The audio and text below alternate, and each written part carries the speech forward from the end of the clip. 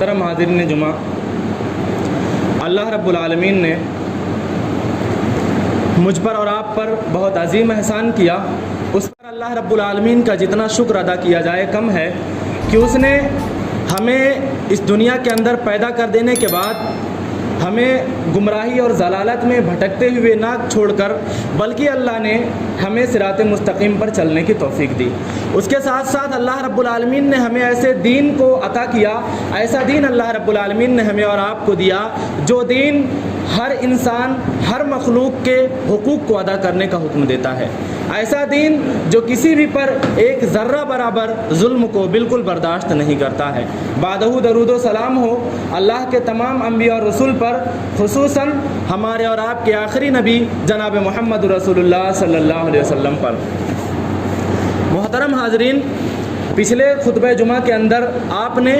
تربیت اولاد کے متعلق بہت ساری باتیں سنی تھی کہ اولاد کا اس کے والدین پر حقوق کیا ہوتا ہے، اولاد کی تربیت کے سلسلے میں ماں باپ کی ذمہ داریاں کیا بنتی ہیں، اور ماں باپ کی کن کوتاہیوں کے بدولت ان کی اپنی اولاد نافرمان ہو جاتی ہے، اور جن کے نافرمانی کی صورت میں ماں باپ کو زندگی بھر آنسو بہانا پڑتا ہے۔ دنیا کے اندر بھی وہ اولاد رسوائی کا سبب بنتی ہیں اور آخرت کے اندر جنت کے راستے میں رکاوٹ بن جائیں گی۔ اگر آپ ماں باپ جنت میں جانا بھی چاہیں گے اور ان کا اعمال ایسے رہے کہ اللہ رب العالمین ان کے حق میں جنت کا فیصلہ بھی کر دے تو وہی اولاد ان کے جنت کے راستے میں رکاوٹ بھی بن جائے گی۔ آج کے اس خطبہ جمعہ میں ہم یہ جاننے کی کوشش کریں گے جس طرح سے اولاد کا ماں باپ پر حق ہوتا ہے تو اسلام نے ماں باپ کے حقوق بچوں پر کیا رکھے ہیں۔ ایک ماں باپ کی اولاد کی جو ذمہ داریاں ہوتی ہے ان کے اولاد پر ماں باپ کے حقوق کیا ہوتے ہیں، ماں باپ کے سلسلے میں شریعت اسلامیہ کیا کہتی ہے، اللہ رب العالمین نے ماں باپ کا رتبہ اور مرتبہ، ان کا مقام کیا دیا ہے۔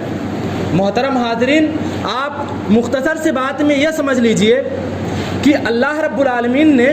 ماں باپ کے حقوق اتنے زیادہ رکھے ہیں اور ماں باپ کی فضیلت اتنی زیادہ ہے کہ ہم اور آپ کی سوچ بھی وہاں تک نہیں پہنچ سکتی ہے۔ ماں باپ اگر ہمارے ساتھ ظلم بھی کریں، ویسے ماں باپ اولاد کے ساتھ ظلم نہیں کرتے، ماں باپ اگر اولاد کے ساتھ ظلم بھی کریں پھر بھی شریعت آپ کو اور مجھ کو اس بات کی اجازت نہیں دیتی ہے کہ ہم اپنے ماں باپ سے جھگڑا کر سکیں، ہم اپنے ماں باپ کو ڈانٹ سکیں، اپنے ماں باپ کو جھڑک سکیں، شریعت ہمیں پھر بھی اس بات کی اجازت نہیں دیتی ہے۔ حضرات، اللہ رب العالمین نے ارشاد فرمایا کہ اللہ تعالیٰ نے تمہارے لیے یہ فیصلہ کر دیا ہے کہ عبادت اللہ کے سوا کسی کی نہ کرو، وَقَضَىٰ رَبُّكَ أَلَّا تَعْبُدُوا إِلَّا إِيَّاهُ وَبِالْوَالِدَيْنِ احسانا۔ اللہ نے فیصلہ کر دیا ہے کہ اللہ کے علاوہ عبادت کسی کی نہ کرو، اور اس کے بعد اللہ رب العالمین نے فرمایا کہ اپنے ماں باپ کے ساتھ حسن سلوک کرو، اچھا برتاؤ کرو، عمدگی سے پیش آؤ۔ اللہ رب العالمین نے فرمایا ماں باپ میں سے دونوں یا کوئی ایک اگر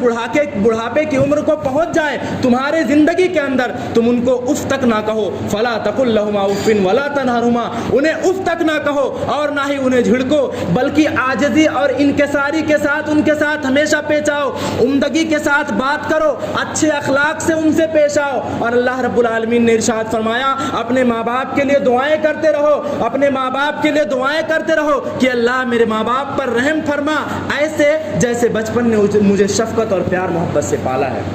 حضرات،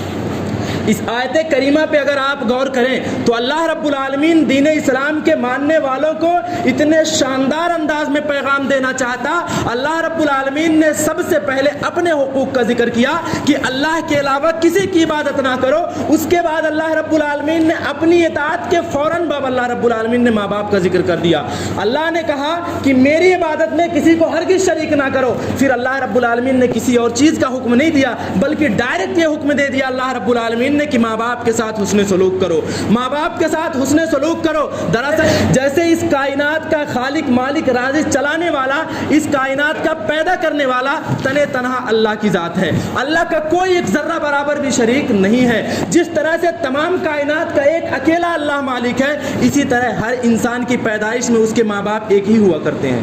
جس طرح سے اللہ ایک ہے، ماں باپ بھی ہر انسان کے ایک ہی ہوا کرتے ہیں. کسی بھی ایک انسان کے دو ماں باپ نہیں ہو سکتے، دو ماں باپ نہیں ہو سکتے، باپ ایک ہی ہوگا، ماں ایک ہی ہوگی. تو اس سلسلے میں اللہ رب العالمین نے پیغام دینا چاہا ہے کہ اللہ رب العالمین نے اپنی اطاعت کے بعد، اپنی اہم عبادت کے بعد اللہ رب العالمین نے کہا ماں باپ کے ساتھ حسن اخلاق سے پیش آؤ، ماں باپ کے لیے دعائیں کرو. اور جو میں نے حدیث آپ کے سامنے پڑھی، اللہ کے رسول صلی اللہ علیہ وسلم ارشاد فرماتے ہیں جو اس بات کی خواہش رکھتا ہو کہ اللہ رب العالمین اس کے عمر کو بڑھا دے، اس کے عمر میں برکت دے، اللہ کے پیغمبر صلی اللہ علیہ وسلم نے ارشاد فرمایا. اور اسی طرح سے دوسری بات آپ نے فرمائی کہ جو یہ چاہتا ہو کہ میرے رزق کے اندر کشادگی کر دی جائے، میرے رزق کے اندر برکت دے دیا جائے، میرے رزق کو بڑھا دیا جائے، نبی کریم صلی اللہ علیہ وسلم نے دو عمل بتلایا. پہلا عمل جو بتلایا کہ اپنے ماں باپ کے ساتھ حسن سلوک کرو، اپنے ماں باپ کے ساتھ پیار محبت کرو، ان کا ادب و احترام کرو، انہیں ڈانٹو نہیں، انہیں جھڑکو نہیں، ان کی کسی بات کو کاٹو نہیں. اللہ کے پیغمبر صلی اللہ علیہ وسلم نے دوسری بات جو ارشاد فرمائی،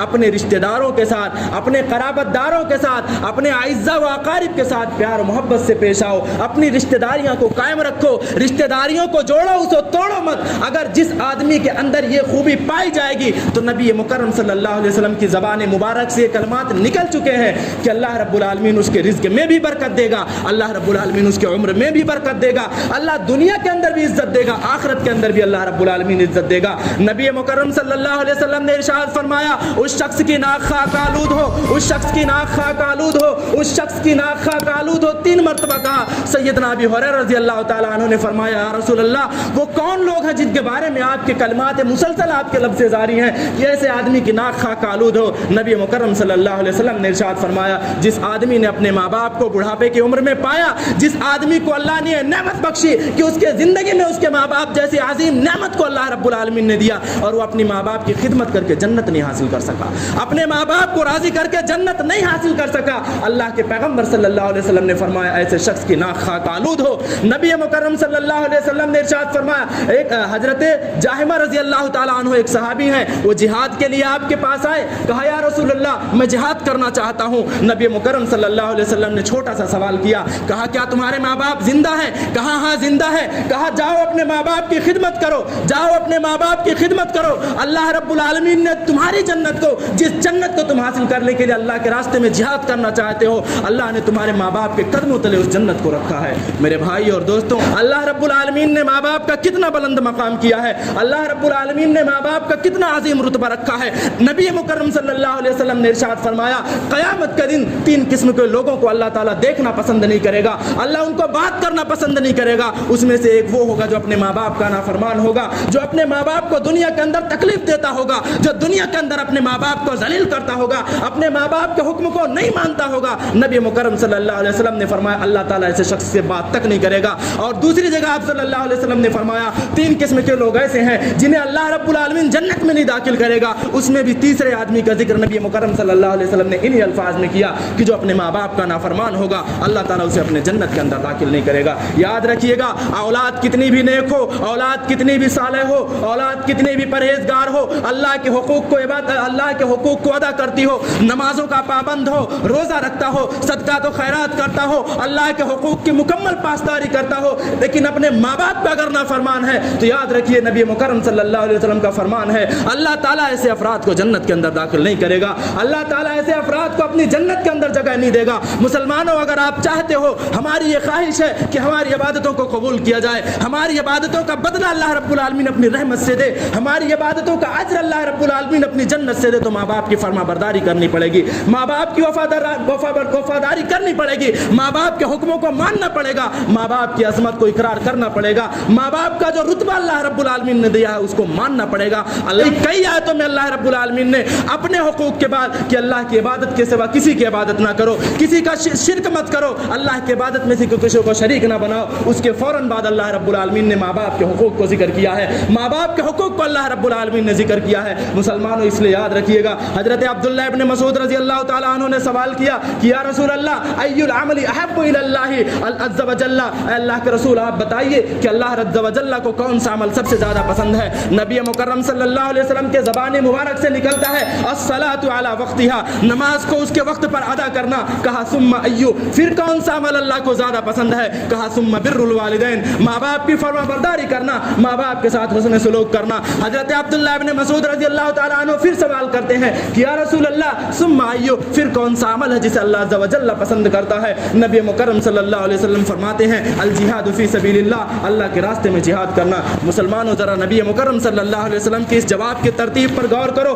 जिहाद कितना अजीम इबादत है, उसमें इंसान अपना जान माल सब कुछ अल्लाह के रास्ते में कुर्बान कर देता है, लेकिन इस अमल को भी छोटा रसूल अकरम सल्लल्लाहु अलैहि वसल्लम ने बतलाया है। और माँ बाप की फरमाबरदारी को अल्लाह के रसूल सल्लल्लाहु अलैहि वसल्लम ने ज़्यादा सवाब के वादे में बताया है, ज़्यादा सवाब बतलाई है। इसलिए अपने माँ बाप की वफादारी करें, अपने माँ बाप के हुकूक को बजा लाएं। अगर अल्लाह की जन्नत चाहते हैं तो माँ बाप की फरमाबरदारी करें, माँ बाप को कभी नाराज़ ना करें। नबी मुकर्रम सल्लल्लाहु अलैहि वसल्लम ने इरशाद फरमाया है कि वालिदैन की रज़ामंदी में अल्लाह की रज़ामंदी है, माँ बाप की नाराज़गी में अल्लाह की नाराज़गी है। अगर हमारे माँ बाप हमसे नाराज़ हैं किसी दीनी मसले को लेकर के, ऐसा मसला जो शरीयत की मुखालिफत ना करता हो, ऐसे किसी मसले को लेकर अगर हमारे वालिदैन हमसे नाराज़ हैं तो याद रखिएगा हम अल्लाह की रज़ामंदी से भी महरूम हो जाएंगे, अल्लाह रब्बुल आलमीन के रज़ामंदी से भी महरूम हो जाएंगे। अगर हम चाहते हैं कि अल्लाह हमसे राज़ी हो जाए, अगर हम चाहते हैं कि अल्लाह हमारे गुनाहों को माफ़ कर दे, अगर हम चाहते हैं कि अल्लाह रब्बुल आलमीन अपनी जन्नत में हमको जगह दे दे, अगर हम चाहते हैं कि अल्लाह रब्बुल आलमीन दुनिया के अंदर भी हमें इज्जत दे, आखिरत के अंदर भी इज्जत दे, तो अपने माँ बाप की खिदमत करनी पड़ेगी, अपने माँ बाप की खिदमत करनी पड़ेगी। अल्लाह रब्बुल आलमीन ने तो साफ साफ कह दिया है फला तकुल लहुमा उफ़्फ़िन, माँ बाप को उफ़ तक कहने का हक तुम्हें नहीं है, माँ बाप को उफ़ तक कहने का हक नहीं है। सैयदना इब्राहीम अलैहिस्सलातु वस्सलाम की ज़िंदगी को आप देखें, जब उन्होंने अपनी नबूवत का ऐलान किया, माबूदाने बातिला जिनकी परस्तिश उनके आबा अजदाद किया करते थे, जिनको खुद बना करके उनके वालिद बेचा करते थे, खुद उसकी इबादत किया करते थे, जब अपने पूरे माशरे को, अपने घर वालों को हजरत इब्राहीम अलैहिस्सलातु वस्सलाम ने सिरात मुस्तकीम की दावत दी, तो उनके वालिद ने क्या कहा? धमकी दे दी कि घर से निकाल दूंगा, पत्थरों से तुम्हें मारूंगा, मुख्तलिफ किस्म की धमकियां दी। आप यहाँ देखें हजरत इब्राहीम अलैहिस्सलातु वस्सलाम ने अपने वालिदैन से ज़बान दराजी नहीं की, अपने वालिदैन से लड़ाई और झगड़ा नहीं किया, आराम से सलाम करके निकल गए और वादा किया कि हम आपके लिए दुआएं करते रहेंगे। इसलिए माँ बाप का एक आज़िम औलाद पर यह भी होता है कि माँ बाप के लिए हमेशा दुआएं की जाएं, क्योंकि जिस आयत को मैंने शुरू में पढ़ा है उसमें आखिर में अल्लाह रब्बुल आलमीन ने इरशाद फरमाया है कि अपने माँ बाप के लिए दुआएं करते रहो